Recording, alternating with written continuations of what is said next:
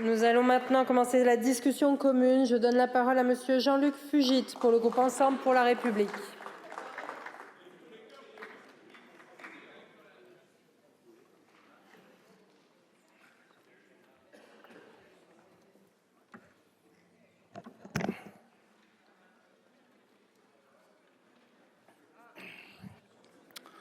Madame la Présidente, Monsieur le Premier ministre, Mesdames et Messieurs les ministres, chers collègues du Rassemblement national et de la France insoumise, arrêtez de polémiquer sur tout. Avec vos motions de censure, une fois de plus, vous ne voulez pas que la France avance. Que la France avance sur le chemin de la souveraineté, que la France avance pour tenir ses objectifs climatiques, que la France avance sur le chemin de la transition énergétique. Oui, la question cruciale de l'énergie est désormais au cœur du débat public, dans cet hémicycle comme dans le pays, mais force est de reconnaître que vous aimez créer des antagonismes pour exister politiquement. Oui, l'énergie est une question majeure pour notre pays. C'est une question à la fois économique, industrielle et sociale. Si le débat doit exister, sa polarisation à l'excès, alimentée de fake news et de tribunes principalement à charge contre les énergies renouvelables, ne permet pas un débat serein sur la politique énergétique. Et c'est regrettable. En tentant de renverser le gouvernement sous prétexte de bloquer la programmation pluriannuelle de l'énergie que le Premier ministre a eu le courage de publier, vous faites le choix délibéré de l'immobilisme et de l'opportunisme. Vous faites le choix de maintenir notre pays dans sa dépendance aux énergies fossiles, alors même que notre combat commun, le seul qui vaille, devrait être celui de sortir de cette dépendance. Ce défi, nous devons pourtant collectivement le réussir. Ce défi nous concerne toutes et tous et il devrait transcender les intérêts partisans et les divergences politiques. Il répond à une nécessité écologique et à un impératif économique. Il répond à une dette que nous ne voulons pas laisser aux générations futures. Ce défi, c'est aussi celui de notre souveraineté énergétique. Une souveraineté qu'il faut construire dans un contexte mondial bouleversé et incertain, où l'intégrité territoriale de certains pays est menacée, où les crises mettent en lumière nos multiples dépendances et nos vulnérabilités, notamment énergétiques. Disons-le clairement, le chemin sera long, mais nous refusons la résignation. Oui, chers collègues du RN et de LFI, nous voulons avancer, construire, bâtir un chemin de résilience énergétique et souverain pour la France. Et oui, chers collègues, vos polémiques incessantes et vos motions de censure sont autant de freins pour relever ce défi collectif. Au lieu de polémiquer sur la date de publication de cette PPE, au lieu de mettre votre énergie à vouloir faire chuter le gouvernement, vous devriez nous aider à construire et accélérer sur tous nos territoires la transition énergétique, car il reste encore beaucoup à faire. Et c'est aussi votre responsabilité d'élu que de le faire. Pour notre groupe, la souveraineté énergétique dépend de 3 enjeux majeurs. Notre capacité à produire de l'énergie bas carbone dans notre pays, notre capacité à développer un écosystème industriel compétitif pour accélérer le développement de nos filières énergétiques et enfin, notre capacité à accompagner nos concitoyens dans la transformation de nos modes de consommation en répondant à une logique d'équité sociale et territoriale. En France, nous avons la chance d'avoir un mix électrique décarboné à 95%, grâce au nucléaire pour un peu plus des 2/3 et aux renouvelables pour près du tiers. C'est une chance et une fierté. Si notre mix électrique est déjà décarboné, notre mix énergétique reste, lui, encore majoritairement composé d'énergie fossile, représentant toujours 60% de notre consommation totale d'énergie et générant des émissions de CO2 encore trop importantes. La baisse de nos émissions de gaz à effet de serre engagées ces dernières années doit se poursuivre et même s'accélérer. C'est la seule urgence qui doit guider nos politiques publiques, la seule. Et pour y parvenir, nous n'avons ni le luxe ni le temps d'opposer les solutions entre elles, d'opposer le nucléaire aux renouvelables, voire même les renouvelables entre elles. Libérez-vous de ce débat du passé et de ces débats qui sont dépassés. Arrêtez de polémiquer sur le développement du nucléaire pour les uns et sur le développement des énergies renouvelables pour les autres. Le combat qui doit nous rassembler est celui contre les fossiles et c'est cet objectif que porte la nouvelle PPE. Une PPE 3 qui, avec la stratégie nationale bas carbone, SNBC, et le plan national d'adaptation au changement climatique, constitue le socle d'une action cohérente, intégrée et ambitieuse que l'on appelle la stratégie française énergie-climat. La PPE est donc une brique importante de la politique énergétique, mais ce n'est qu'une de ses composantes. Cette PPE n'est pas un texte sorti du chapeau, comme pourraient le laisser croire les textes de vos motions de censure. C'est une concertation multi-acteurs de près de 4 ans. Parmi ces concertations, il y a eu par exemple les débats au sein du Conseil supérieur de l'énergie que j'ai l'honneur de présider. Un conseil où siègent notre collègue Alma Dufour pour LFI et notre collègue Jean-Philippe Tanguy pour le RN. Vous avez donc eu la possibilité de contribuer. Je n'en dirai pas plus. Alors oui, je sais, les orientations de la PPE ne correspondent peut-être pas à la doxa défendue par vos groupes politiques. Mais elles résultent d'un travail approfondi mené depuis plusieurs années avec toutes les parties prenantes concernées par la politique énergétique de notre pays. Et après ces années de débats et les tergiversations du précédent gouvernement, nous devrions toutes et tous nous réjouir que le Premier ministre ait eu le courage politique de publier cette PPE et les orientations qu'elle porte. Car oui, les filières de production ont besoin d'avoir de la visibilité, les filières ont besoin d'avoir de la stabilité. Nous le savons tous, le stop and go est très préjudiciable à nos industries et à nos filières énergétiques. Et je n'ose pas imaginer que vos motions de censure aient pour objectif de créer de l'incertitude pour nos champions du nucléaire et des énergies renouvelables, ces femmes et ces hommes qui nous permettent de produire sur notre sol l'énergie dont nous avons besoin. Monsieur le Premier ministre, nous vous remercions d'avoir pris cette décision, une décision qui permet à tous les acteurs d'avancer et aussi de sécuriser leurs investissements. Je voudrais maintenant dire à celles et ceux qui suivent nos débats que la PPE n'est qu'une étape fondamentale sur la voie de la décarbonation compétitive de notre économie et de la réduction de toutes nos dépendances, à la fois économiques et géopolitiques. Je voudrais aussi les rassurer en leur disant que cette PPE, dont je rappellerai le contenu dans quelques instants, est le fruit d'un travail de compromis et de large concertation auquel nous, parlementaires, pouvions prendre part, comme nous le faisons d'ailleurs régulièrement sur d'autres sujets. Prenons l'exemple du travail remarquable de nos collègues Marie-Noëlle Battistel et Philippe Bolo sur l'hydroélectricité. Voilà l'exemple d'un Parlement qui agit. Ce consensus transpartisan a permis de débloquer l'avenir de l'hydroélectricité. En sécurisant le régime des concessions, nous permettons à la France de réinvestir massivement dans ses barrages, une ressource essentielle pour la stabilité de notre système électrique. Nous avons également longuement débattu la proposition de loi sénatoriale portée par Daniel Gremillet, qui avait permis de dégager un consensus sur les objectifs de production d'électricité renouvelable de 100 TWh à horizon 2030 et sur les objectifs de production nucléaire.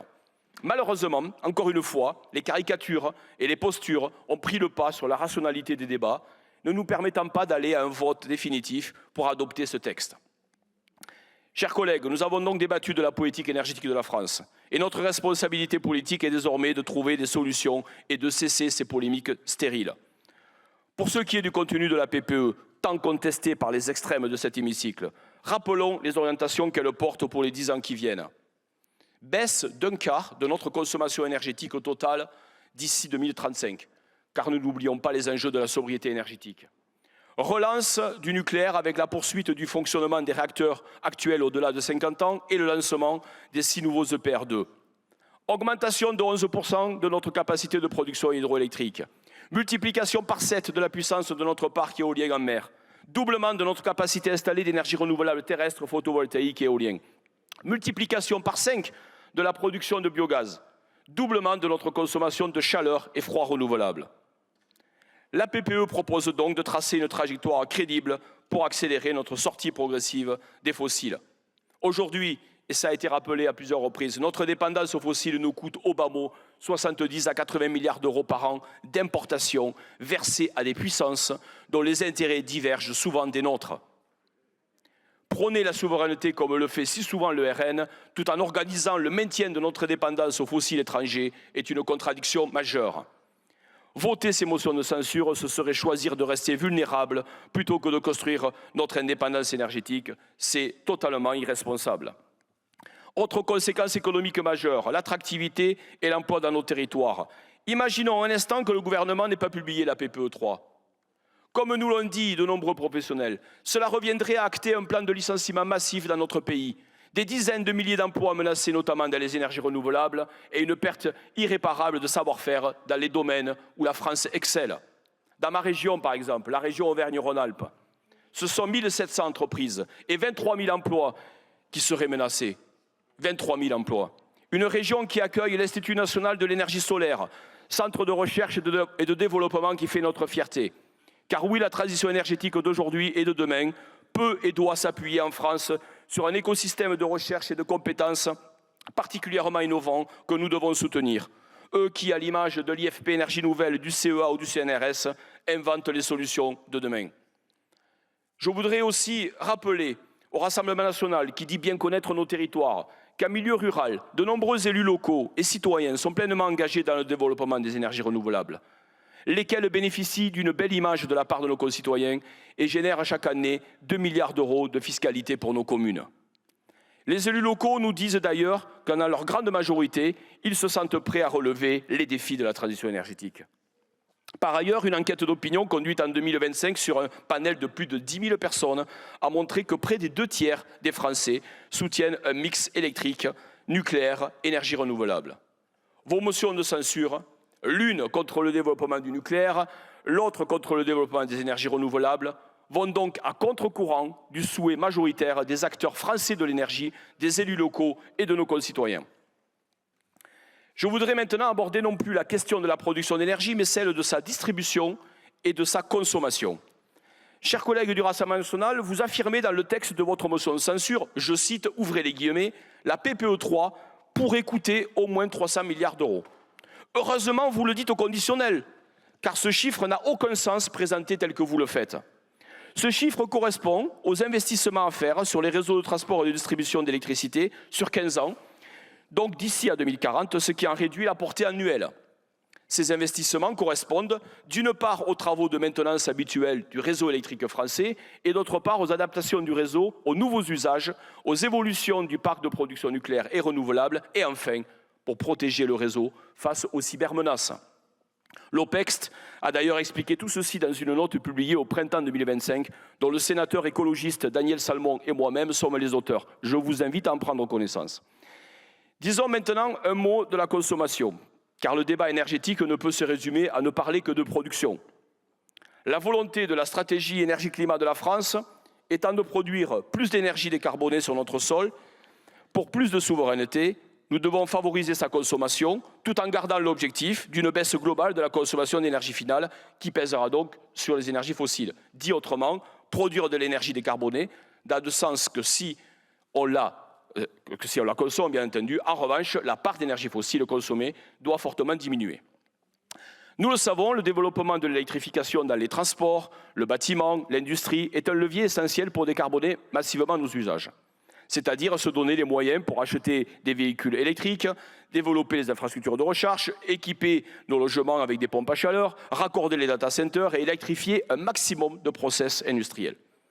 Et tout cela en accompagnant nos concitoyens, car nous avons cette responsabilité, celle de leur garantir une énergie accessible et décarbonée, quel que soit le territoire où ils vivent et quel que soit leur niveau de vie.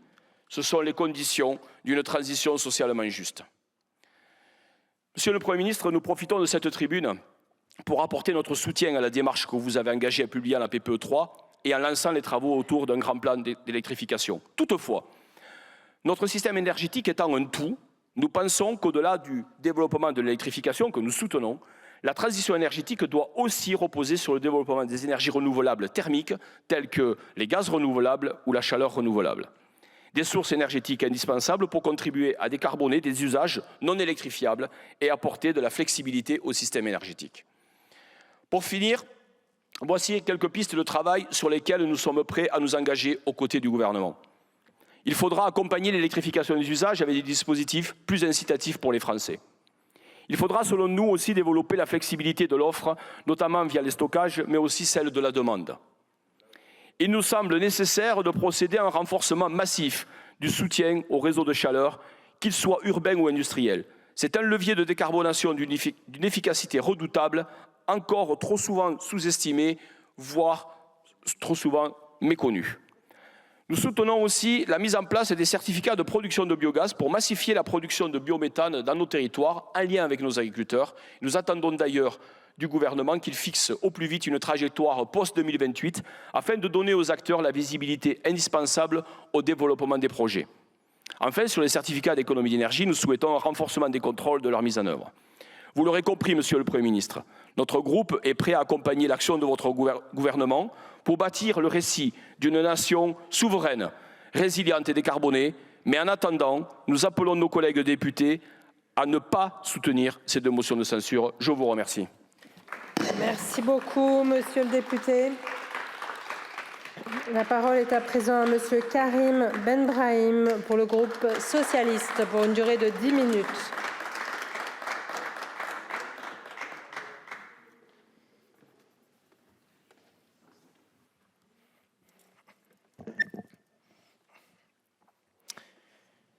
Merci Madame la Présidente, Monsieur le Premier ministre, Mesdames et Messieurs les ministres, chers collègues.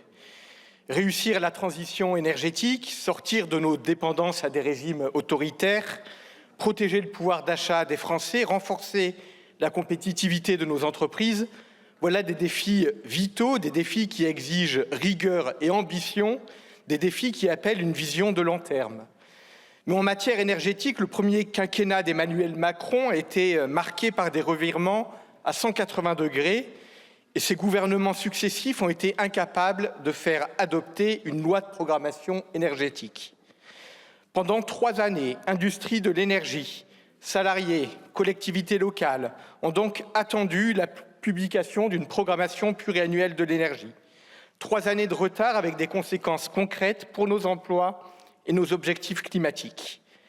Les scientifiques nous alertent pourtant, la trajectoire d'un réchauffement limité à 1,5 degré est désormais hors de portée. L'urgence climatique et énergétique se fait chaque jour plus pressante.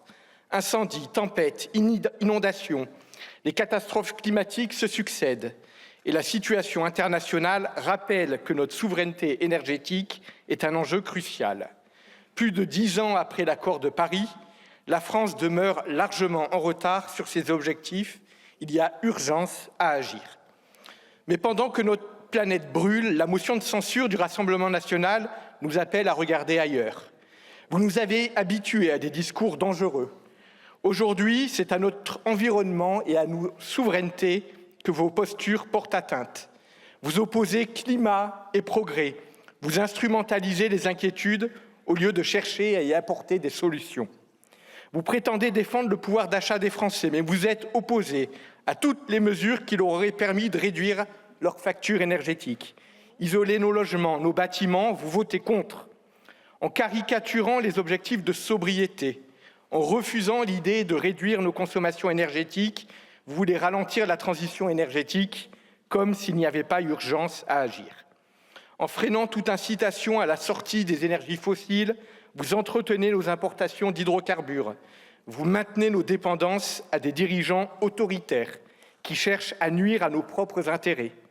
Vous nous laissez entre les mains de dirigeants qui vous fascinent, Poutine, Trump, les pétroménarchies, des dirigeants qui font de la dépendance au pétrole et au gaz un levier de puissance. Votre projet énergétique, nous le connaissons. Un choix idéologique, celui du tout nucléaire contre les énergies renouvelables. Au mépris de la capacité financière et industrielle d'EDF à assumer cette voie.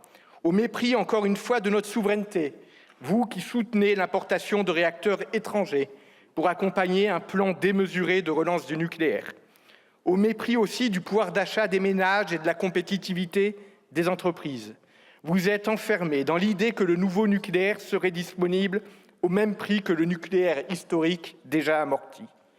Aucun nouveau réacteur ne produira d'électricité avant au moins 12 ans. Comment décarboner alors d'ici là nos logements, nos déplacements et nos industries? Le maintien des énergies fossiles, encore et toujours. En refusant tout nouveau projet ENR, vous raréfiez l'électricité, pourtant indispensable à l'adaptation de notre tissu industriel. Vous fragilisez nos industries et vous nous condamnez à être les vassaux de nos partenaires économiques. S'opposer aux énergies renouvelables, refuser la sobriété énergétique, ce n'est pas défendre la souveraineté, c'est organiser notre dépendance à des puissances étrangères. C'est prolonger le modèle dont l'Europe tente de sortir depuis l'attaque lancée par Poutine contre l'Ukraine il y a maintenant 4 ans. Soutenir le développement des énergies renouvelables, ce n'est pas seulement produire une énergie décarbonée, C'est aussi défendre des projets qui font vivre nos territoires. C'est renforcer un tissu d'entreprise qui s'y est développé, les emplois qu'il a fait émerger.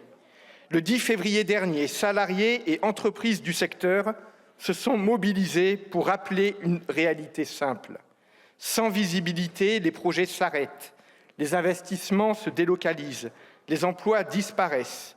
Les conséquences des revirements des différents gouvernements Macron, d'une incapacité à mener un débat ambitieux et rationnel. Députés socialistes, écologistes, insoumis, nous étions présents à leur rassemblement. Ces salariés et ces entrepreneurs ont appelé à une publication rapide d'une PPE pour préserver leurs emplois, pour maintenir un tissu industriel qui doit conforter nos souverainetés, pour atteindre nos objectifs climatiques. La programmation énergétique pose des questions environnementales, économiques, sociales et diplomatiques majeures. Elle nécessite un débat parlementaire approfondi. Il n'a jamais eu lieu. Il doit avoir lieu. Monsieur le Premier ministre, vous avez signé un décret pour sortir de l'impasse que vous et vos prédécesseurs avez créée. Bien que nous considérions que le statu quo ne pouvait pas être une option, nous dénonçons l'entêtement du socle commun et son incapacité à aboutir à un compromis. Le chemin naturel d'une planification énergétique, c'est une loi, pas un décret. Quels engagements prenez-vous, Monsieur le Premier ministre, pour associer maintenant le Parlement à l'avenir énergétique du pays, pour donner aux défis qui sont devant nous la force et la solidité que confère le débat parlementaire? La motion de censure du groupe des députés insoumis rejette toute nouvelle capacité nucléaire. Un mix 100% renouvelable est un horizon souhaité, mais il ne pourra pas être atteint d'ici 2050. Un mix 100% décarboné doit être notre première cible. Le nucléaire couvre aujourd'hui près de 70% de nos besoins électriques. Il nous permet de limiter nos dépendances au gaz russe et assure la stabilité du système électrique. Nous ne pourrons pas sortir en même temps des énergies fossiles et de l'énergie nucléaire. Le passage à un mix 100% renouvelable pose encore des défis majeurs sur le plan industriel, technique, sociétal, économique. Alors que le parc nucléaire historique sera amené à décroître massivement durant la décennie 2040, renoncer à lancer de nouvelles capacités nucléaires fait peser un risque majeur sur notre sécurité d'approvisionnement. Nous soutenons donc les investissements dans la prolongation de la durée d'exploitation des installations et le lancement d'une série limitée de nouveaux réacteurs, 6, en complément d'un investissement massif dans les énergies renouvelables. Le groupe des députés socialistes et apparentés ne soutiendront donc pas cette motion de censure. Si nous avions besoin d'une feuille de route, nous avions besoin d'une feuille de route ambitieuse. Celle de votre gouvernement, Monsieur le Premier ministre, permet de débloquer une situation devenue insoutenable, mais elle ne permet pas de répondre pleinement aux enjeux climatiques et de souveraineté. Elle manque d'ambition. Alors que la stratégie énergétique doit s'inscrire sur le temps long, la PPE 3 porte une vision court-termiste. Vous ralentissez le rythme de développement des énergies renouvelables au motif que l'électrification prend du retard. Mais si l'électrification prend du retard, il faut accélérer, pas freiner. La révision à la baisse des objectifs ENR n'est pas un simple ajustement technique. C'est moins d'investissements, moins d'emplois, moins de structuration pour les filières françaises. C'est un affaiblissement industriel et stratégique autant qu'une frilosité écologique. Je vais être clair, nous considérons cette PPE comme un moyen de débloquer une situation que vous avez rendue insoutenable. Elle devrait être rapidement révisée et la question énergétique sera au cœur du débat démocratique de 2027. Avec les députés du groupe socialiste, nous continuerons à porter l'exigence d'une politique énergétique ambitieuse, une stratégie énergétique fondée sur 3 impératifs: la lutte contre le dérèglement climatique, le renforcement de nos souverainetés et l'accès de tous à une énergie abordable. Une stratégie qui repose sur 4 axes. D'abord, la sobriété et l'efficacité énergétique. À cet égard, les investissements dans l'isolation des bâtiments doivent être renforcés et les stop-and-go sur des politiques comme MaPrimeRénov' doivent être arrêtés. Ensuite, l'électrification des mobilités, du bâtiment et de l'industrie. Mais rien ne sera possible sans un accompagnement des classes moyennes et populaires. Il n'y aura pas de transition écologique sans justice sociale. Monsieur le Premier ministre, vous aviez annoncé une baisse significative des factures d'électricité. Finalement, ce sera moins de 75 centimes par mois pour les foyers français. Le sujet est-il clos pour vous? Pour nous, il ne l'est pas. Troisième axe, le soutien massif au développement des énergies renouvelables avec des filières françaises et européennes. Il n'y aura pas de transition énergétique sans souveraineté industrielle. Enfin, un investissement mesuré dans un nucléaire que l'on veut public pour accompagner l'arrêt à venir du nucléaire historique. Alors que tout nous appelle à agir rapidement et avec ambition, les députés du groupe socialiste et apparentés ne céderont ni au renoncement du gouvernement, ni aux impasses idéologiques. Nous faisons face à un défi colossal qui engage des décennies à venir. Nous continuerons à faire des enjeux énergétiques une priorité pour porter une voie écologique, sociale et souveraine. Je vous remercie. Merci beaucoup, monsieur le député. La parole est à monsieur Yann Boucard pour le groupe Droite républicaine pour une durée de 15 minutes. Je vais faire un peu plus court parce qu'il y a moins de monde que prévu.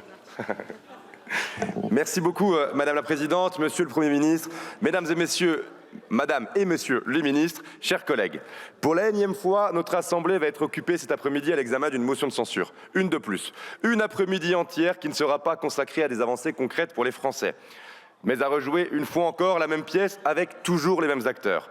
Notre Assemblée devrait être en train de débattre d'un texte relatif à la lutte contre les fraudes sociales et fiscales, mais les groupes LFI et RN préfèrent contourner ce débat. Il faut reconnaître que ces deux groupes n'ont jamais été au rendez-vous pour lutter contre les fraudes ou pour réduire l'assistanat, ce qui est pourtant une demande forte des Français.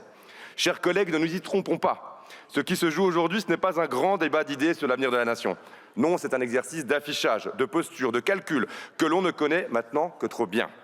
À quelques mois d'une échéance présidentielle cruciale, quel est le sens de cette démarche? Que gagnerait la France à se priver de gouvernement à 8 mois de la campagne présidentielle? Absolument rien, évidemment. Nous sommes tous parfaitement lucides sur la composition de cet hémicycle et ses limites. L'Assemblée nationale est divisée, la situation est imparfaite, aucune formation politique n'est en mesure d'imposer l'intégralité de son projet politique. C'est ainsi qu'en ont décidé les Français lors des dernières élections législatives. Et pour autant, malgré cette situation, nous avons le devoir d'essayer de faire œuvre utile en obtenant des résultats tangibles pour nos compatriotes, de défendre texte après texte les solutions que nous estimons nécessaires pour répondre aux attentes et aux urgences du pays. Chers collègues, il nous reste 8 mois, seulement 8 mois avant l'ouverture du grand débat présidentiel, le grand rendez-vous démocratique qui fixera le cap de notre pays pour les années à venir. Chaque parti pourra faire valoir son projet aux Français. Chacun d'entre nous pourra contribuer à dessiner un chemin pour l'avenir du pays. Et les Français trancheront dans leur grande sagesse. Dans l'attente de ce moment de clarification, renverser un énième gouvernement n'aurait aucun sens. La France ne gagnerait rien à se donner un 5e Premier ministre en seulement 2 ans. Regardons le monde qui nous entoure. Nous évoluons dans un contexte international d'une dangerosité inédite. Face aux menaces extérieures qui s'accumulent, face au réarmement des puissances hostiles à nos portes, face au retournement d'alliances qui s'opèrent sous nos yeux, notre pays peut-il encore donner le spectacle de l'instabilité? La réponse est dans la question. Dans un contexte de tension internationale, de basculement géopolitique, la France ne peut pas être un bateau ivre, sans gouvernement, titubant dans un océan de turbulences. Au lieu de céder à la facilité, notre groupe a fait le choix de l'intérêt du pays. Face à une assemblée divisée, sans majorité, notre seule boussole est d'être le plus utile possible aux Français, de peser pour pouvoir agir concrètement, de répondre tant que se peut à ce que les Français nous demandent. C'est notre devoir de parlementaires, c'est pour cela qu'ils nous ont élus. Je me permets, comme je n'ai pas prévu d'utiliser les 15 minutes de temps de parole qui me sont alloués, je vous en prie. Aussi imparfaite que soit la période que nous traversons, une amélioration concrète du quotidien des Français sera toujours plus utile que les imprécations sans lendemain prononcées à cette tribune. C'est le choix qu'a fait notre groupe de la droite républicaine et de notre président Laurent Wauquiez, être le plus utile aux Français dans cette période de transition. D'abord pour la sécurité des Français, parce que nos compatriotes ne supportent plus l'impunité face à la montée de la violence, de la délinquance, du narcotrafic qui gangrène notre ville, nos villes et nos campagnes. Il y a un mois, Monsieur le Premier ministre, j'ai eu l'honneur de défendre l'instauration d'une présomption de légitime défense pour nos forces de l'ordre, afin de protéger ceux qui nous protègent. Et nous avons bien l'intention d'achever l'examen de ce texte dans les prochaines semaines pour enfin donner à nos policiers et à nos gendarmes un cadre juridique qui sécurise l'exercice de leur mission lorsqu'ils risquent leur vie. Dans les prochains mois, nous serons mobilisés pour soutenir les mesures proposées par le gouvernement lorsqu'elles vont dans le sens du renforcement de la sécurité du quotidien, mais aussi pour nous assurer de véritables évolutions en matière pénale, avec des peines de prison réellement exécutées dès le premier acte de violence, ou encore avec l'extension du délai de rétention administrative aux étrangers sous OQTF dangereux. C'est cela qu'attendent nos compatriotes. Que nous apportions aussi des réponses à cette France qui travaille, qui n'en peut plus de payer toujours plus pendant que d'autres vivent des aides sociales. Et ça sera d'ailleurs l'objet du texte suivant. Il est temps de réformer enfin notre système social, avec la création d'une aide sociale unique, plafonnée par rapport au SMIC, pour que celui qui travaille, qui se lève le matin, soit toujours récompensé par rapport à celui qui vit du cumul des aides. Là aussi, nous défendons des positions claires dans les semaines à venir, lors de l'examen du projet de loi. Nos agriculteurs aussi attendent de nous des mesures de bon sens. Ils ne réclament ni l'aumône, ni l'assistanat, mais une seule chose, qu'on les laisse enfin exercer leur métier dignement. Ils demandent simplement que l'on s'attaque enfin à cette bureaucratie et à cet empilement de normes qui les étouffent. Et face aux accords de libre-échange inéquitables, nous continuerons le combat ici comme à Bruxelles pour défendre sans relâche notre souveraineté alimentaire.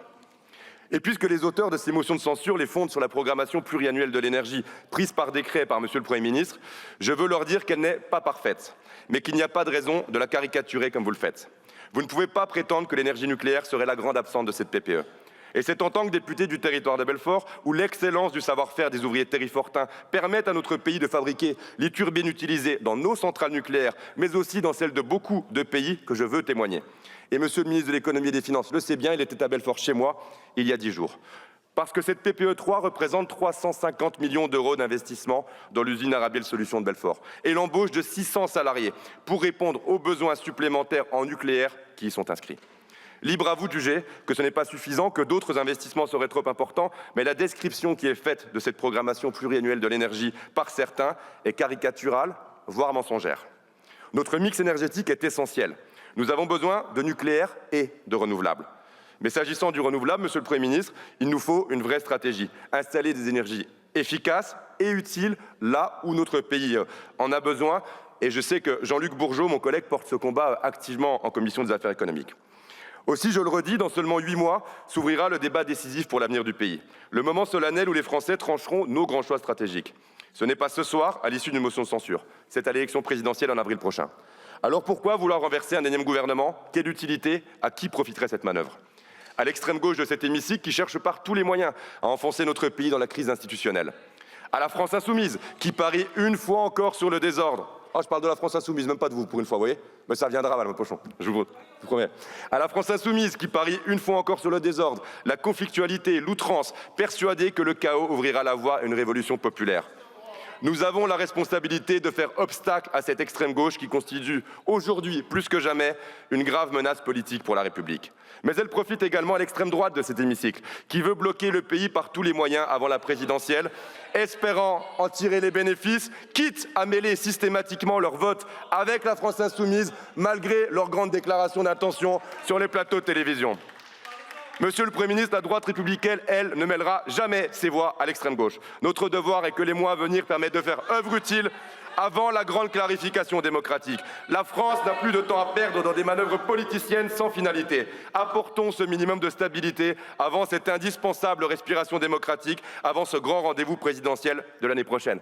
Chers collègues, on n'a pas besoin de faire notre démonstration. Lorsque notre président de parti, Éric Ciotti, en 2024, a trahi pour rejoindre l'extrême droite, si nous sommes ici, c'est parce que nous ne l'avons pas suivi. Si nous sommes ici, c'est parce que nous avons choisi les valeurs républicaines, les valeurs de la démocratie. Et maintenant, chers collègues écologistes, chers collègues socialistes, faites le même choix. Décrochez-vous de la France insoumise. C'est trop facile de leur taper dessus depuis 15 jours et de solliciter à nouveau leur soutien aux prochaines élections, parce que la réalité, c'est que sans le groupe de Madame Panot, vous ne seriez pas assis dans cet hémicycle. Je vous remercie.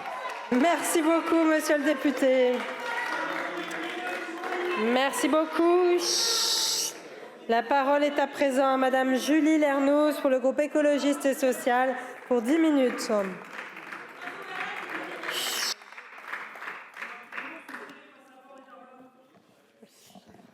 Madame la Présidente, Monsieur le Premier ministre, Monsieur le ministre Lescure, Madame la ministre Barbu, qui nous fait l'honneur de sa présence ce soir, mes chers collègues. La programmation énergétique d'une nation comme la France n'est pas un simple document technique. Ce n'est pas qu'un tableau Excel avec des gigawatts, ni qu'un décret de plus au journal officiel. C'est un choix de civilisation. C'est un choix climatique, d'abord, alors que chaque année nous battons de nouveaux records de chaleur, que nos territoires brûlent ou subissent sécheresse et inondations à répétition. Et nous savons pourquoi. Le réchauffement climatique est directement lié à la combustion massive des énergies fossiles. Or, aujourd'hui encore, près de 60% de notre mix énergétique repose sur le pétrole et le gaz. Tant que nous resterons dépendants à ces énergies, nous alimenterons le dérèglement que nous prétendons combattre. La seule voie responsable, c'est d'organiser méthodiquement notre sevrage des fossiles. C'est un choix économique et industriel ensuite. Derrière la PPE, il y a des chaînes de valeur, des usines, des milliers d'emplois, des PME, des territoires qui innovent ou qui décrochent. C'est un choix de souveraineté, enfin. Depuis l'invasion de l'Ukraine par la Russie de Vladimir Poutine, dont nous célébrons tristement le 4e anniversaire, nous savons le prix de notre dépendance aux énergies fossiles et fissiles importées. La France consacre chaque année environ 60 milliards d'euros à l'importation d'énergie fossile. Des milliards qui quittent notre économie, qui creusent notre déficit commercial, qui financent des régimes autoritaires. Dans le même temps, les États-Unis se désengagent des accords de Paris. Pire, ils lorgnent sur les fossiles au Groenland, s'accaparent le pétrole au Venezuela. L'ordre climatique mondial vacille.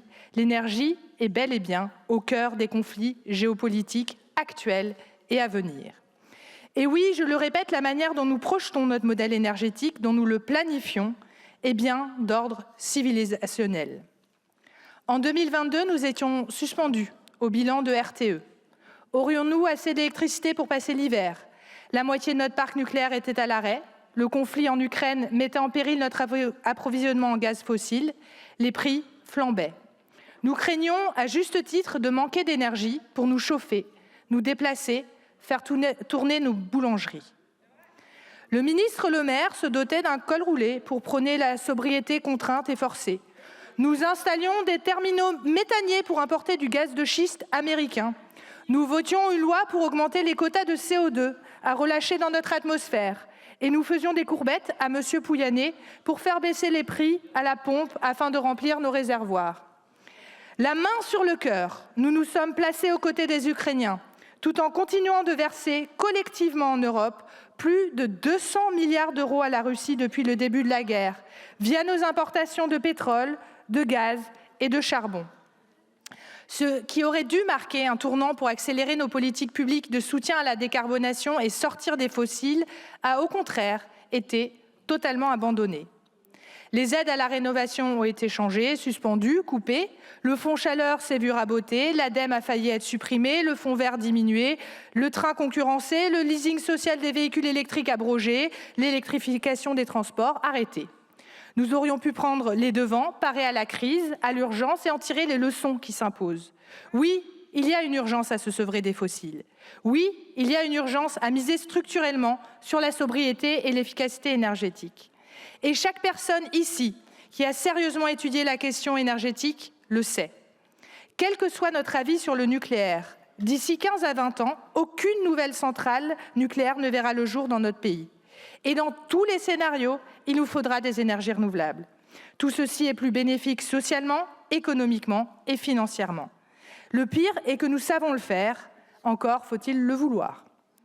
Vous avez de manière coupable laissé glisser, reléguant, une fois la crise passée, la question énergétique à l'arrière-plan, misant sur le fait que vous ne seriez pas comptable des actions de vos successeurs.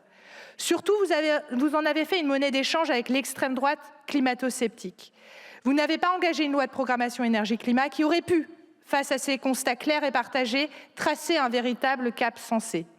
Sans doute étiez-vous empêché par vos partenaires des Républicains, rétifs aux questions environnementales et plus préoccupés à prévenir une fuite en avant vers l'extrême droite dans laquelle ils se sont pourtant engouffrés.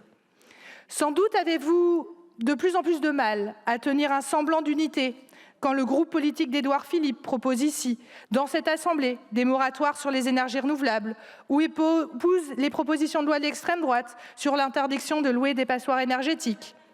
La vérité, c'est que vous avez fini par vous fourvoyer et par adopter les rhétoriques nauséabondes des ennemis du vivant, les ennemis du climat. Et l'histoire nous le rappelle avec acuité. Lorsqu'on adopte leur logique, lorsqu'on légitime les mots des ennemis de la République, plutôt que de les combattre, on perd inlassablement la bataille. Est-ce que les 6 + 8 nouveaux EPR, aujourd'hui infinançables et hypothétiques, et qui ne se feront certainement pas dans le laps de temps qu'ils supposaient couvrir cette PPE, ont empêché le RN de déposer une motion de censure? Bien sûr que non. Est-ce qu'une PPE actant un moratoire sur les ENR aurait empêché l'ERN de déposer une motion de censure? La réponse est là encore négative. Est-ce que le Rassemblement national a le pouvoir de faire tomber cette PPE ou ce gouvernement? Encore moins. Alors pourquoi continuer d'emprunter cette pente de plus en plus glissante, si ce n'est pour leur donner toujours plus de crédit? Car en attendant, ce sont de nombreuses filières et le climat qui paient votre stratégie politique cynique. Vous avez créé une insécurité majeure pour les filières. Des projets ont été suspendus, des industriels ont hésité à investir, des territoires ont douté, des emplois ont été supprimés. Et finalement, vous aboutissez à un décret tardif d'1 année, minimaliste sur les renouvelables et maximaliste sur le nucléaire, au mépris du bon sens. Alors oui, dans cette PPE, les renouvelables ont obtenu un sursis. Oui, grâce à la mobilisation des parlementaires écologistes et des nombreux acteurs des ENR, en première place les salariés, nous avons évité le pire. Mais nous ne racontons pas d'histoire. Ce sursis est minimal. Les objectifs fixés ne correspondent même pas au rythme actuel de développement. Nous sommes loin de la trajectoire nécessaire pour respecter nos engagements climatiques et sortir massivement des fossiles. C'est pourquoi nous voterons en faveur de la motion déposée par nos collègues de la France insoumise. C'est un vote de cohérence, cohérence avec notre boussole énergétique. Consommer moins et produire renouvelable. La sobriété n'est pas un gros mot, c'est une stratégie d'intelligence collective. Isoler massivement les bâtiments, développer les transports collectifs, réorganiser nos mobilités, réduire les gaspillages énergétiques industriels, adapter nos usages. Et produire renouvelables, solaire, éolien, terrestre et en mer, hydraulique, biomasse, durable, géothermie, des énergies propres, créatrices d'emplois, non délocalisables, réparties sur le territoire. Cohérence aussi avec notre refus d'une relance nucléaire massive, délirante et dangereuse qui détourne les moyens de la transition réelle. Nous le redisons avec constance, le nucléaire est trop cher, trop lent, trop fragile et clairement pas souverain pour être le pilier d'une transition écologique. Nous n'avons pas 20 ans devant nous pour attendre une hypothétique renaissance du nucléaire. Cette PPE s'inscrit encore dans une logique d'un autre temps. Produire toujours plus, parier sur une croissance énergétique continue plutôt que d'organiser la baisse structurelle de nos consommations. Elle entretient l'illusion qu'il suffirait de produire toujours plus pour résoudre le problème. Monsieur le Premier ministre, mes chers collègues, l'histoire jugera sévèrement celles et ceux qui auront choisi l'inaction, le déni et la fuite en avant. Nous, écologistes, continuerons à porter une autre voie, celle de la lucidité climatique, de la responsabilité industrielle et de la justice sociale. Parce que l'énergie n'est pas qu'une affaire de mégawatts, c'est une affaire de choix politiques et ces choix engagent l'avenir de notre pays. Je vous remercie. Merci beaucoup, Madame la députée. La parole est à présent à Monsieur Philippe Bolo pour le groupe démocrate. Madame la Présidente. Madame la Présidente, Monsieur le Premier ministre, Mesdames et Monsieur le ministre, mes chers collègues. Il faut ce soir regarder la réalité en face. Ceux qui déposent aujourd'hui ces motions de censure sont les mêmes qui, il y a quelques mois, ont empêché tout accord équilibré sur la proposition de loi Grémillet visant à définir la stratégie énergétique de la France pour les prochaines années. Ce sont les mêmes qui réclamaient un grand débat énergétique et qui, une fois le débat ouvert, ont préféré l'obstruction à la construction. Nous avons eu un débat et nous avons eu une proposition de loi débattue en commission, puis en séance. Qu'en reste-t-il ce soir? Un texte vidé de sa cohérence, transformé en loi de déprogrammation, un concours l'épine du non-sens énergétique, un théâtre d'annonces et un empilement de contradictions. Au final, un texte qui ne pouvait pas poursuivre son parcours législatif normal. La vérité est simple. Le Parlement n'est pas parvenu à s'entendre sur la PPE. Et dans ces conditions, le gouvernement a pris ses responsabilités et il a raison. D'un côté de cet hémicycle, on voulait transformer EDF en EPIC comme si l'urgence pour notre électricien national était davantage statutaire et non industrielle. De l'autre, on proposait de sortir du marché européen de l'énergie sans étude d'impact, sans évaluation, sans mesurer les conséquences pour notre sécurité d'approvisionnement et pour les prix payés par les Français. On rêvait même de rouvrir Fessenheim, dont le démantèlement est irréversible. On promettait des tarifs régulés et des rénovations pour tous, sans aucun chiffrage, dans un pays qui connaît pourtant d'importantes contraintes budgétaires. Et pour couronner le tout, certains soutenaient le principe d'un moratoire sur les énergies renouvelables. Au-delà du non-sens, un moratoire qui oubliait les 100 000 emplois concernés. C'est cela, mes chers collègues, la fabrique de l'impuissance collective. Et c'est ainsi que l'on crée l'incertitude pour des centaines de milliers de salariés du secteur de l'énergie partout en France. Alors oui, le chemin du décret devenait l'unique voie de passage pour une programmation pluriannuelle de l'énergie équilibrée, une programmation qui organise la transformation profonde du système énergétique français pour atteindre la neutralité carbone en 2050. Son ambition est simple et structurante. Accélérer la sortie de la France d'un modèle de consommation massif des énergies fossiles tout en garantissant la sécurité d'approvisionnement et la maîtrise des prix des énergies. S'agissant du mix électrique, la PPE conjugue le recours aux grandes capacités de production électrique décarbonées, combinant nucléaire, renouvelable et flexibilité. D'abord, la relance du nucléaire par la prolongation des réacteurs existants et la construction de nouveaux EPR2. Le nucléaire reste donc le socle de la stabilité de notre souveraineté énergétique. Ensuite, une augmentation du recours aux énergies renouvelables, triplement du solaire d'ici 2030, doublement de l'éolien terrestre donnant la priorité à l'augmentation de puissance des parcs existants et un développement massif de l'éolien en mer. La chaleur renouvelable, le biométhane et l'hydrogène bas carbone montent également en puissance pour remplacer progressivement le gaz et le pétrole. Une telle trajectoire pose également un défi majeur, l'équilibre du système électrique avec davantage d'énergie renouvelable variable et une électrification croissante des usages. Il faut donc moderniser les réseaux, développer le stockage, renforcer les flexibilités et piloter la demande. En résumé, la PPE 3 n'est pas seulement un document technique, c'est une planification stratégique. Elle organise une baisse des énergies fossiles, la montée en puissance d'un mix électrique décarboné et la transformation industrielle et territoriale du système énergétique français. C'est une transition d'ampleur historique, structurée autour de 3 priorités, souveraineté, compétitivité et climat. Dès lors, sur quel fondement et sur quelle sincérité se justifient les 2 motions de censure? Du côté du Rassemblement national, veut-on vraiment s'opposer à la relance du nucléaire? Et du côté de la France insoumise, refuse-t-on vraiment de mener le vrai combat, celui des énergies décarbonées contre les énergies carbonées? Les débats au Parlement ont été clairs sur cet équilibre nucléaire-énergie renouvelable qui est souhaité par une majorité des groupes à l'Assemblée comme au Sénat. Et le groupe Les Démocrates se félicite que le gouvernement ait pris acte de l'expression majoritaire de nos bancs.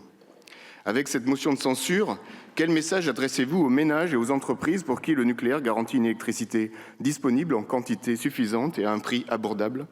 Sans ce décret, que dites-vous aux filières qui souffrent depuis trop longtemps du manque de visibilité et de décisions structurantes pour l'éolien en mer, pour le renouvelable terrestre, pour l'hydrogène, pour le biogaz? Sans ce décret, c'est la fin des appels d'offres. Sans ce décret, il n'y a plus de création d'emplois attendue pour le secteur des énergies. Du côté du RN, on assimile également cette PPE à une stratégie de décroissance en oubliant l'importance de la sobriété et de l'efficacité énergétique pour nos finances publiques, comme l'a rappelé Monsieur le Premier ministre, comme pour la préservation du climat. La transition énergétique, ce n'est pas la décroissance, c'est produire mieux, consommer mieux et garantir notre indépendance. J'entends aussi les accusations de chantage de la Commission européenne. Soyons sérieux. La France est un pays fondateur de l'Union européenne. Nous avons librement pris des engagements. Les remettre en cause du jour au lendemain, comme le propose le RN, ce n'est pas défendre notre souveraineté, c'est créer de l'incertitude et affaiblir notre crédibilité. Quant au coût de la PPE présenté comme une charge insupportable pour nos concitoyens, rappelons une chose simple. La France bénéficie d'une énergie parmi les plus abordables en Europe. Et si nous voulons préserver les prix compétitifs pour l'électricité, il faut une stratégie claire, une trajectoire, donc une programmation. Sans PPE, pas de visibilité. Sans visibilité, pas d'investissement. Et sans investissement, aucune indépendance industrielle et énergétique. J'en viens maintenant à une critique formulée par la France insoumise. Vous reprochez l'horizon de 2035 et des choix qui engagent l'avenir. Mais enfin, donner de la visibilité, c'est précisément le rôle d'une trajectoire stratégique. Et c'est de plus ce que vous réclamez régulièrement. Alors pourquoi aujourd'hui, alors que cette trajectoire est désormais posée noir sur blanc, voudriez-vous ne pas la voter ? Et sur le fond, chers collègues, ne prétendons pas que nos échanges seraient restés lettres mortes. Les débats parlementaires ont eu lieu, les équilibres ont émergé, et ils ont été pris en compte et figurent dans la programmation arrêtée par le gouvernement. Ce que nous appelions de nos vœux, c'était une stratégie claire, ambitieuse et lisible, une stratégie capable de concilier décarbonation et souveraineté, une stratégie au service des Français et non au service des postures politiques. Voter ces motions de censure, mes chers collègues, serait une faute. Ce serait reconnaître que la démagogie l'emporte sur la responsabilité, ce serait reconnaître que les Français paieront le prix de ces censures, ce serait reconnaître que la France recule. Nous nous y refusons. Les démocrates veulent une France qui agit, une France qui protège, une France qui gagne. Je vous remercie. Merci, monsieur le député. Pour le groupe Horizon et Indépendants, la parole à monsieur Jolivet.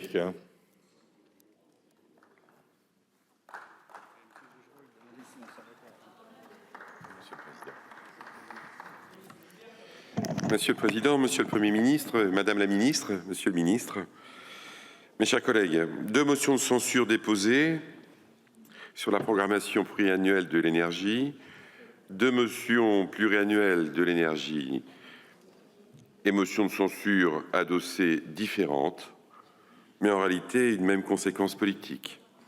Si elles étaient adoptées, elles fragiliseraient la souveraineté énergétique de la France et affaiblirait la planification stratégique de notre pays.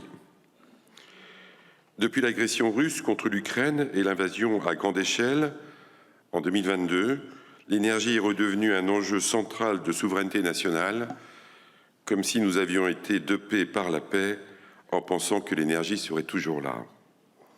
La flambée des prix du gaz et de l'électricité, la volatilité des marchés et la dépendance aux énergies fossiles importées ont rappelé avec force que l'énergie n'est pas un simple sujet technique, c'est un pilier de stabilité politique, économique, industrielle et géopolitique.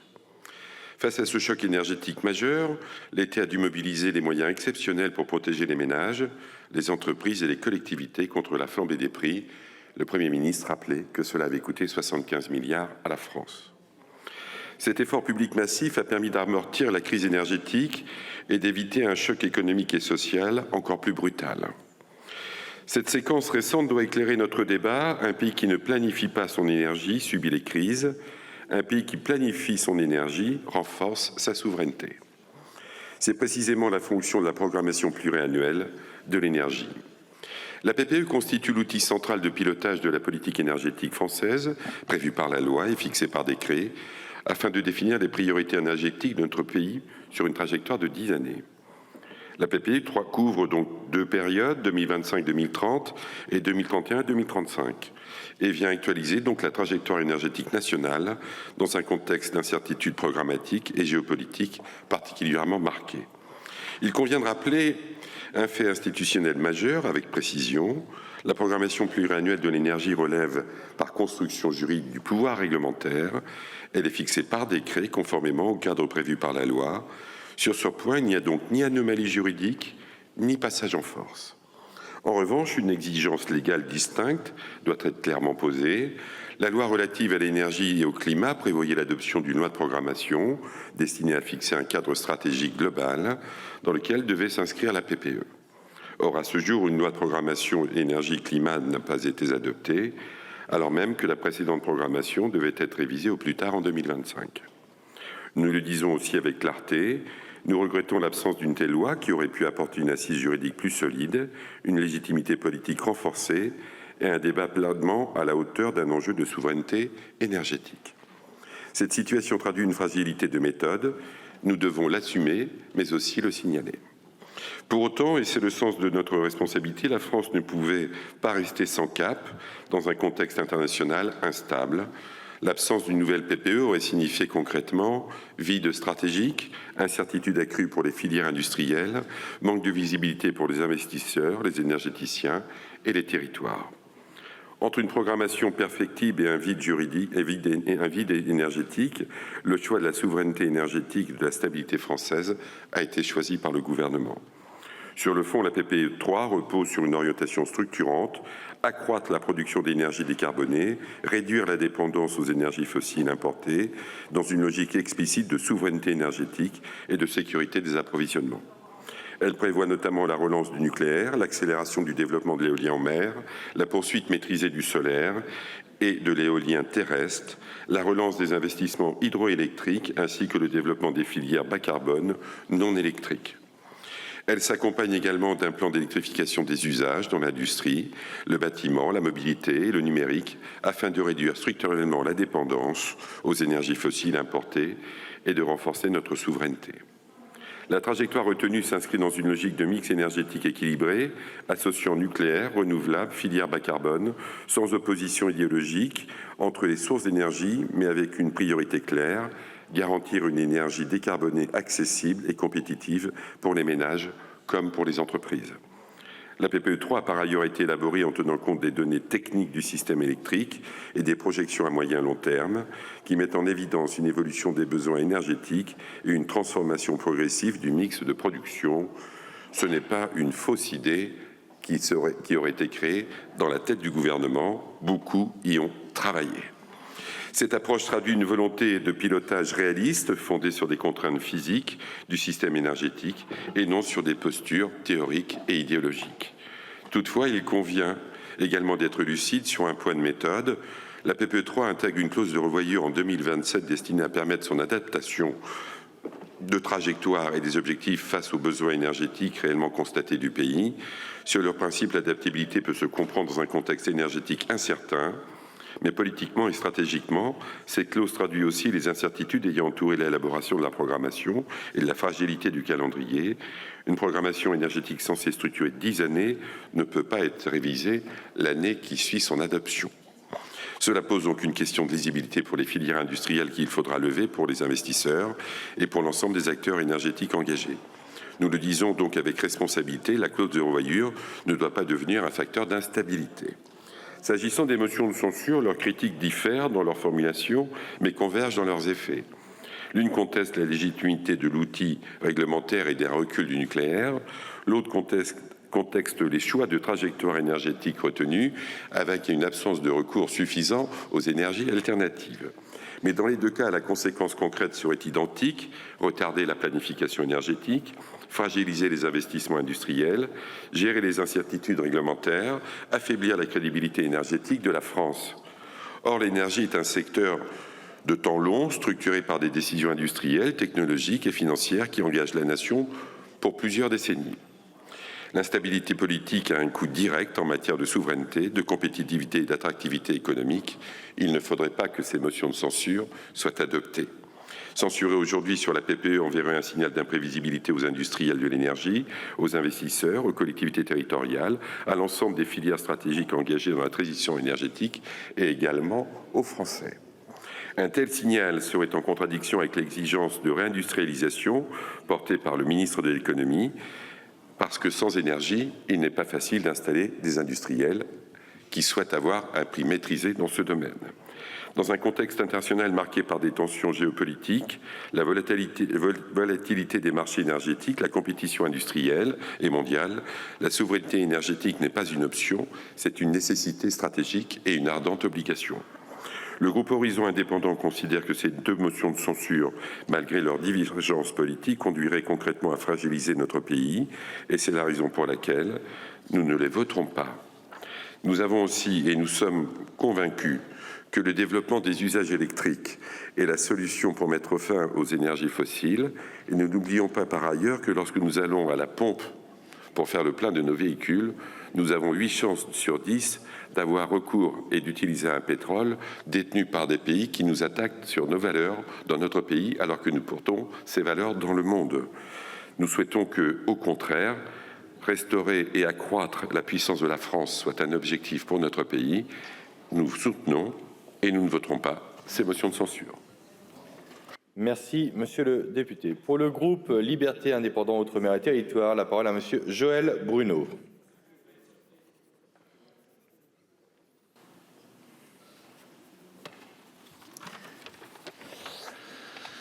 Monsieur le Président, Monsieur le Premier ministre, Madame et Monsieur le Ministre, bien, disons-le d'emblée, le groupe LIOT ne votera pas ces motions de censure.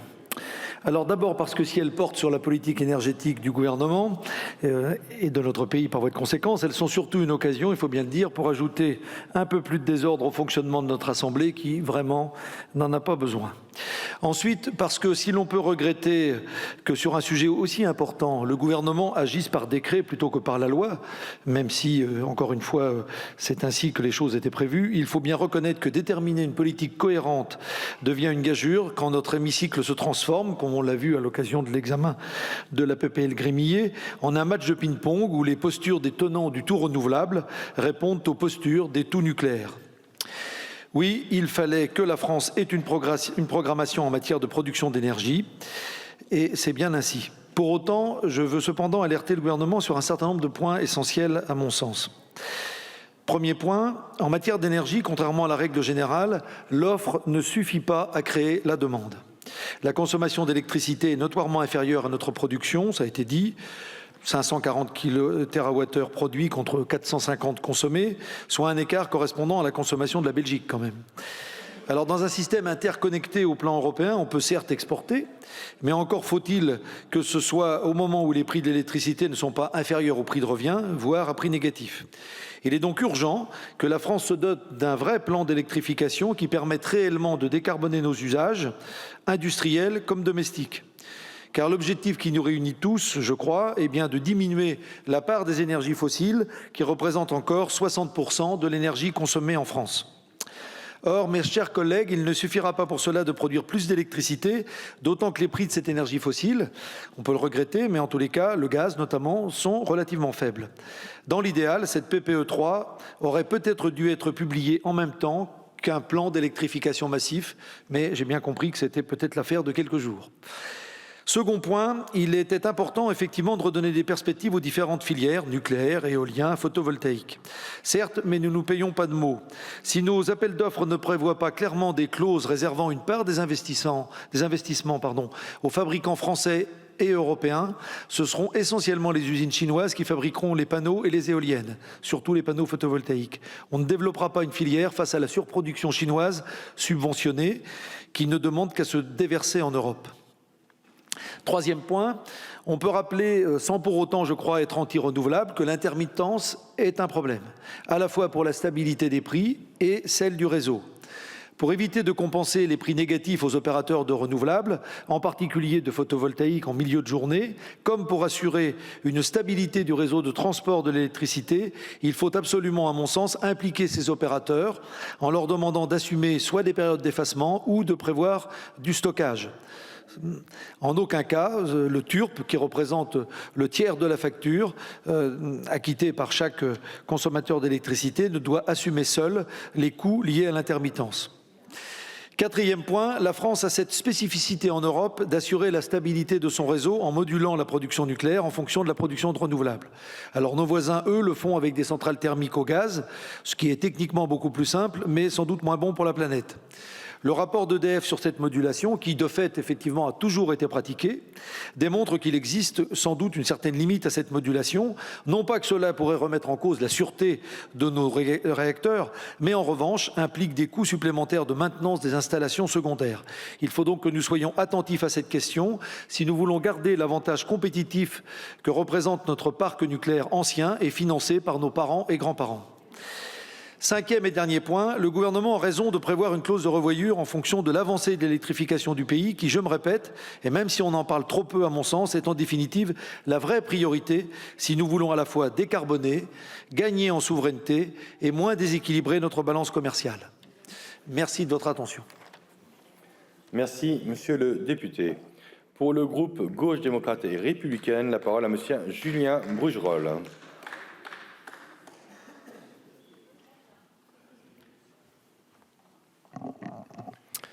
Monsieur le Président, Monsieur le Premier ministre, Madame la porte-parole du gouvernement, Monsieur le ministre, chers collègues.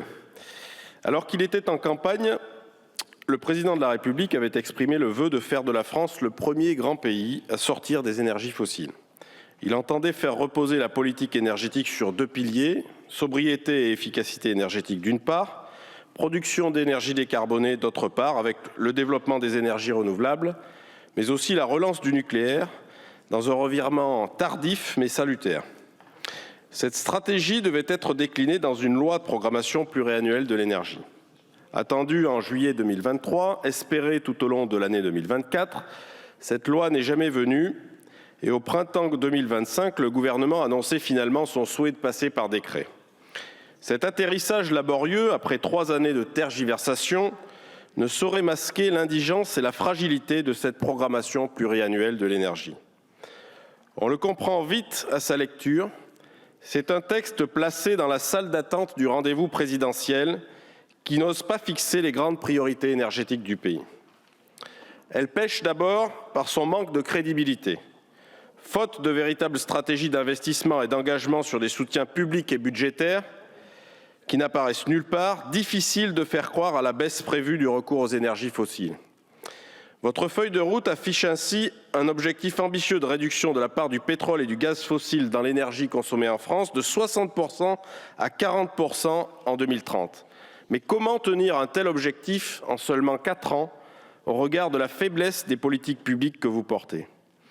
Atteindre un tel objectif supposerait de se fixer comme priorité des priorités la mise en œuvre d'un plan massif et coordonné d'électrification des usages, pour pousser l'amélioration thermique des logements et des bâtiments et la substitution de l'essentiel des chaudières fioul et à gaz par des pompes à chaleur, pour accélérer de façon spectaculaire le rythme de remplacement des véhicules thermiques par des véhicules électriques, pour la conversion de grande ampleur de procédés industriels vers l'électricité.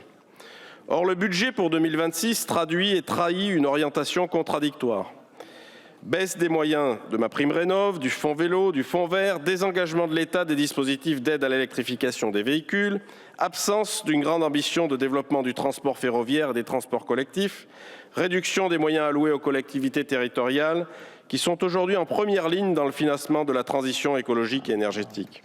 Sans parler de la lenteur inquiétante dans la décarbonation de nos industries les plus émettrices.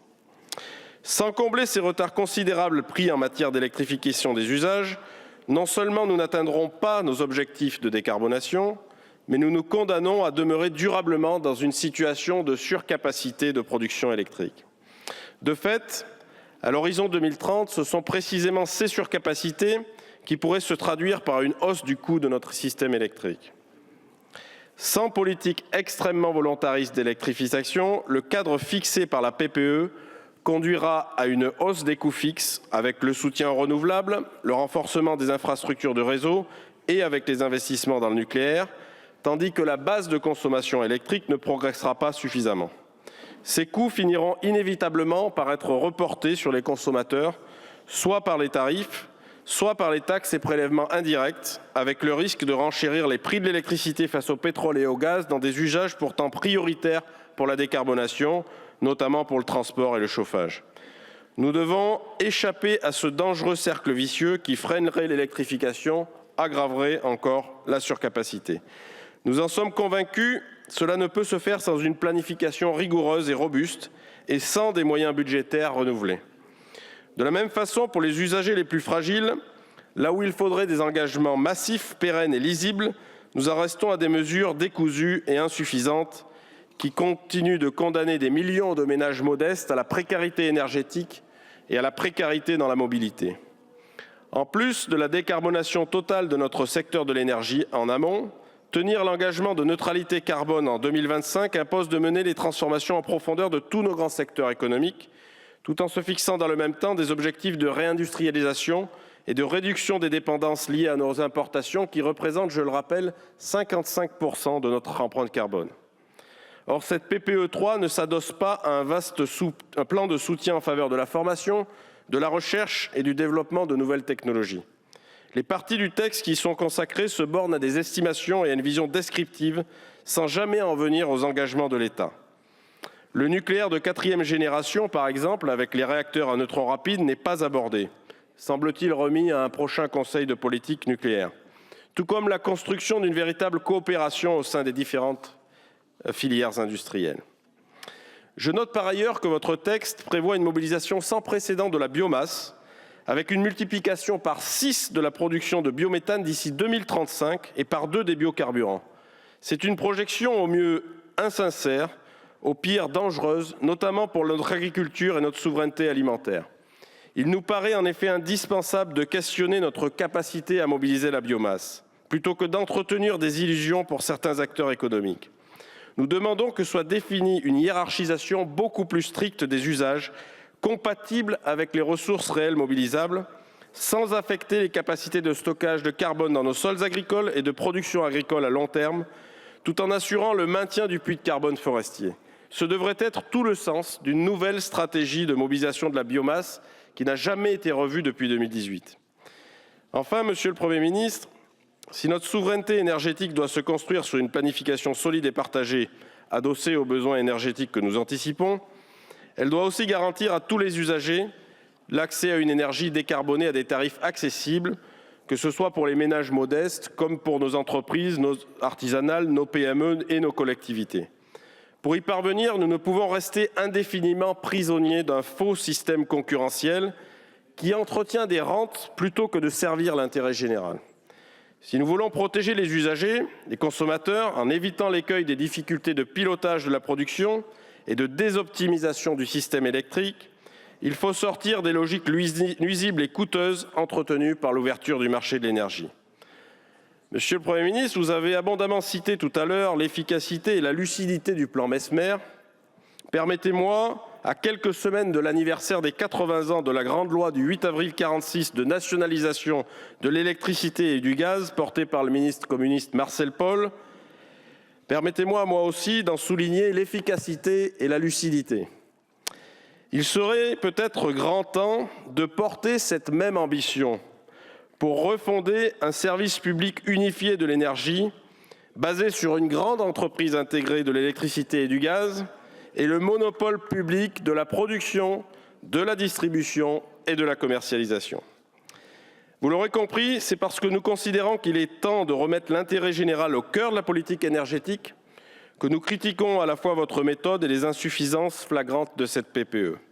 Nous comprenons que vous l'avez publiée pour tenter d'apaiser les tensions et répondre aux attentes des acteurs, tout en prenant soin de prévoir une clause de revoyure en 2027 qui en vide d'ailleurs sa réelle portée prospective. Pour autant, les motions déposées aujourd'hui, en continuant notamment d'alimenter certaines oppositions stériles, comme entre le nucléaire et les renouvelables, n'apportent pas de réponse aux questions de fond et aux grandes priorités essentielles à notre avenir énergétique. En conséquence, une majorité des députés communistes et du groupe de la gauche démocrate et républicaine ne votera pas les présentes motions de censure. Mais il faudra remettre l'ouvrage sur le métier, en espérant que les prochaines échéances électorales permettent d'ouvrir en grand les débats de fond que nous avons soulevés. Je vous remercie. Merci, monsieur le député. Pour le groupe Union des droites pour la République, la parole à monsieur Éric Michaud.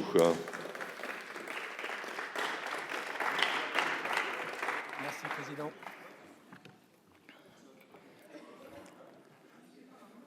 Merci.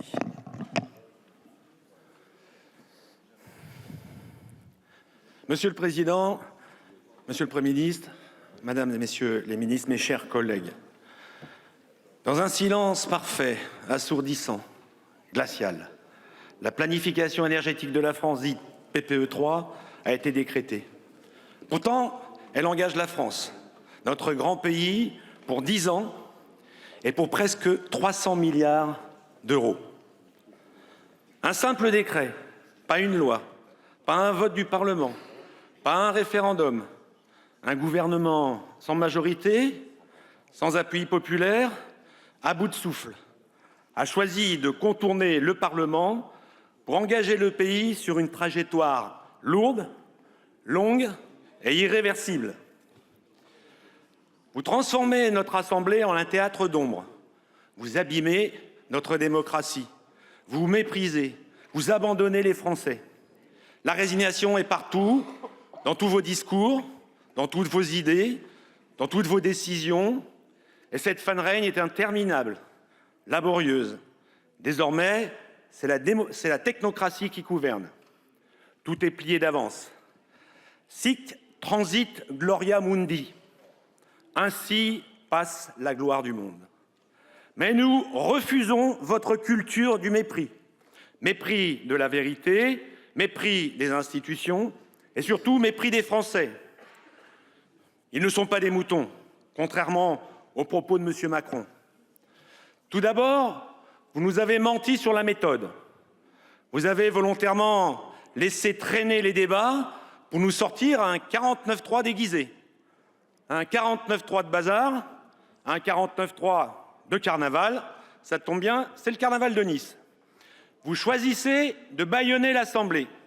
Vous avez également menti en ignorant 2 rapports alarmants, dont celui de l'EDF sur la modulation publié le 16 février dernier. Vous avez refusé d'écouter les mises en garde des élus, des experts, des scientifiques, des anciens dirigeants de la filière énergétique ou encore des membres de l'Académie des sciences. Quand Henri Proglio, André Merlin ou Louis Gallia parlent, celui qui ne sait pas devrait écouter. Ensuite, vous vous êtes compromis et accoquiné avec la gauche et l'extrême gauche. Vous êtes vautré devant les lubies écolos. Vous êtes soumis à l'Union européenne qui impose son électricité, son prix de l'électricité. Un prix fixé en fonction de la production allemande jusqu'à donner notre électricité. Et tout ça avec l'argent des Français. Mais le plus insoutenable, c'est que vous avez continué la funeste politique de François Hollande. Accélération des énergies intermittentes, menace sur la durabilité de nos centrales nucléaires, doublement du prix de l'électricité en 10 ans et finalement destruction de notre industrie. Enfin, vous avez renoncé à notre souveraineté énergétique. Nous avons hérité des 30 glorieuses d'une électricité compétitive et décarbonée, celle du nucléaire et de l'hydroélectricité. Les choix de cette PPE3 sont une rupture majeure. D'abord, une rupture sur notre souveraineté. Importation des panneaux photovoltaïques chinois, des éoliennes chinoises, des batteries chinoises. Vous remettrez notre indépendance énergétique entre les mains des Chinois. Mais aussi son contrôle grâce aux onduleurs qui sont accrochés à ces matériels venus de Chine et pilotables même depuis Pékin. Vous allez injecter 300 milliards d'argent français dans le développement de l'industrie chinoise. Ensuite, une rupture énergétique. La nature étant ce qu'elle est, n'en déplaise aux écolos, nous ne maîtrisons ni la force des vents, ni l'intensité du soleil. La production de ces énergies intermittentes est décorrélée de la consommation. On a du soleil l'été en plein jour, alors que la demande est principalement le soir d'hiver. Pareil pour les éoliennes. Elles ne fonctionnent pas quand le vent est trop faible et peuvent prendre feu quand il est trop fort. Et bientôt, les écolos, vous nous demandez de subventionner des machines à souffler sur les éoliennes et des lanternes pour éclairer les panneaux photovoltaïques. Enfin, une rupture environnementale. Les éoliennes et les panneaux photovoltaïques empoisonnent la vie des riverains, enlaidissent nos paysages, polluent nos sols, détruisent les écosystèmes sur la terre comme dans les mers, tuent les oiseaux. Ces matériels importés par cargo sont gorgés de PFAS et de terres rares extraits parfois par des enfants. Par ailleurs, on ne sait pas encore recycler ces matériels et on se retrouve à devoir maintenant enfouir les pales d'éoliennes. Pourtant, la PPE3 prévoit de multiplier par 15 le nombre des éoliennes en mer et par 4 les panneaux photovoltaïques. Le clou du spectacle, c'est le renouvellement des parcs éoliens existants. Il va falloir démonter ces éoliennes, les recycler, on ne sait pas comment, et creuser de nouvelles fondations plus importantes. Le tout pour accueillir des matériels venus à nouveau de Chine. Cette décision des Mozart de la finance va faire passer en 10 ans le tarif du mégawatt de 40 € à 100 €. Le système est bancal. Les Français financent des énergies intermittentes. Nous n'utilisons aujourd'hui que 67 % des capacités de nos centrales nucléaires contre 95 % en moyenne au niveau européen. Nos centrales sont devenues des variables d'ajustement des pics et des creux de la production de l'énergie intermittente. Cette modulation les use prématurément et le coût n'a bien évidemment pas été chiffré.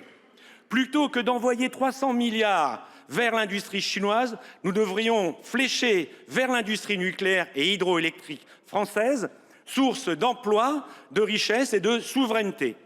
L'excellence de ces filières françaises permet surtout un prix de l'électricité stable et des exportations pour notre industrie. En réalité, il faut redonner de véritables perspectives avec la fin du dogmatisme vert, avec la relance du nucléaire et de l'hydroélectricité française, avec la stabilité des prix électriques, avec un mégawatt-heure entre 40 et 60 € maximum. Ce sont des conditions pour retrouver un avantage concurrentiel pour notre industrie. En bref, les entreprises ont besoin d'une règle de cadrage, d'une vision sur du long terme afin d'investir. Alors, vous agissez en idéologue. Nous agissons, nous, pour le bien des Français. Ceux qui ont vu leur facture d'électricité doubler ces dernières années et ne même plus être capables de les payer. 36 % d'entre eux ne peuvent même plus régler leur facture d'électricité. Les Français ne vous aiment pas. Les Français ne vous aiment plus. Vous les fatiguez. Vous désespérez les entrepreneurs. La France qui travaille, pour la France qui produit, pour la France qui décide, pour la France. Monsieur le Premier ministre, Aznavour disait « Il faut savoir quitter la table lorsque l'amour est desservi, sans s'accrocher l'air pitoyable et partir sans faire de bruit. » Nous voterons la motion de censure portée courageusement par le RN. Vive la République et vive la France! Merci, monsieur le député. La discussion commune est close. Je vais maintenant mettre aux voix la motion de censure déposée par monsieur Jean-Philippe Tanguy et 59 membres de l'Assemblée. Le scrutin est annoncé dans l'enceinte de l'Assemblée nationale. Je rappelle que seuls les députés favorables à la motion de censure participent au scrutin et que le vote se déroule dans les salles voisines de l'hémicycle. Le scrutin va être ouvert pour 20 minutes. Il sera donc clos à 20h17. La séance est suspendue. La séance est reprise. Voici le résultat du scrutin. Majorité requise pour l'adoption de la motion de censure, soit la majorité absolue des membres composant l'Assemblée, 289. Pour l'adoption, 140. La majorité requise n'étant pas atteinte, la motion de censure n'est pas adoptée. Je vais maintenant mettre aux voix la motion de censure déposée par Madame Mathilde Panot et 57 membres de l'Assemblée. Le scrutin est annoncé dans l'enceinte de l'Assemblée nationale. Je rappelle que seuls les députés favorables à la motion de censure participent au scrutin et que le vote se déroule dans les salles voisines de l'hémicycle. Le scrutin va être ouvert pour 20 minutes. Il sera donc clos à 20h37. La séance est suspendue. La séance est reprise. Voici le résultat du scrutin. Majorité requise pour l'adoption de la motion de censure, soit la majorité absolue des membres composant l'Assemblée, 289. Pour l'adoption, 108. La majorité requise n'étant pas atteinte, la motion de censure n'est pas adoptée.